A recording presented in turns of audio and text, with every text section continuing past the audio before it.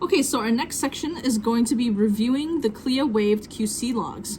So for this section, it is a table with all of our CLIA waived testing.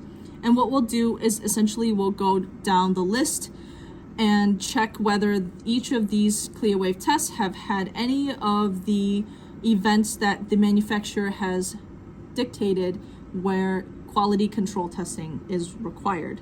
So let's start off with A1Cs. In order to do that, we'll come to our handy dandy lab binder.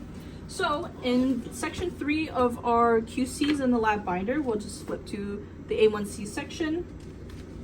And within each CLIA waive test section, there's a how-to guide. If I am not sure exactly what the whole process of performing quality controls is, I have a how-to guide to refer to. It also has step-by-step instructions on how to fill out the form as well. So here I'll find my package inserts and my quality control logs. So the manufacturer instructions are stated at the top of the quality control logs as well, and on our CLIA waived QC log table, each condition where there is a checkbox, that is what the manufacturer has stated, conditions where quality controls need to be performed. Where there is no checkbox, that is not a requirement from the manufacturer. So for quality controls for A1C, the manufacturer has listed essentially all of the conditions on our list. They're pretty stringent, so we'll want to make sure we go through and complete this table. So when we're looking at it, the first column is what was the date that QCs were last performed. So when we're flipping through our logs, we'll jot down, okay, according to our A1C QC records, looks like quality control was last performed on March 6th. So quality controls were last performed on March 6th, so that is what we'll put here on date last performed, so March 6th of 2025. And then since then, for today, have we had any of these conditions come up where we would need to perform quality controls?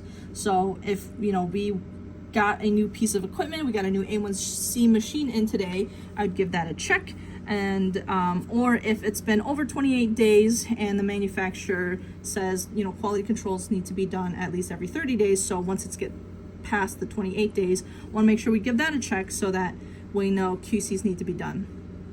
If there's any new shipment of test kits that we've received, if it's you receive like a pack of 10, you only have to test one box out of that 10, but you'll want to make sure that that is clear on each of your boxes, that you number them. Hey, for this shipment today that we got 10, here's 1 through 10 of the shipment. So if you did get a new shipment, give that a check. Or if we are opening a new lot or box or bottle, we'll give that a check. And then if we have had any new team members, or any time an unexpected result has occurred. So what that means is essentially if the A1C test result is not congruent with the patient's condition, if their A1C is representative of a diabetic patient, but that patient is not a diabetic or doesn't have any history of that diagnosis in their chart, that might be something that we want to further look into with either a repeat or like a quality control test to make sure that the test kits or the equipment is functioning properly. So let's just pretend new day, we opened a new box of A1C test kits. So if we did, we'll come here. Okay, today we open a new box, so it says or we have a new lot. So for new lots, it says we have to do quality controls as stated by the manufacturer. So what we'll do is, we'll do our quality controls, we'll log it on our logs, and then once it's complete, we'll come down here and write QC complete. So we'll give that a check once that's done. And then we'll just go down the list and do the same thing. So for glucose, when we're looking at the glucose log, so you go to the glucose section of your binder. And here's my glucose log. So when I'm looking at my glucose log, Okay, when was the last day that quality control was performed? And it was last performed on December 3rd of 2024. So on my checklist here, I'll put December 3rd of 2024. And did any of these events happen today that the manufacturer says you need to do QCs?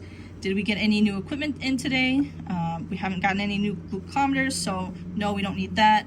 Do we have any new, are we opening any new test strips for glucose? Do we have any new team members, or any time there's an unexpected result?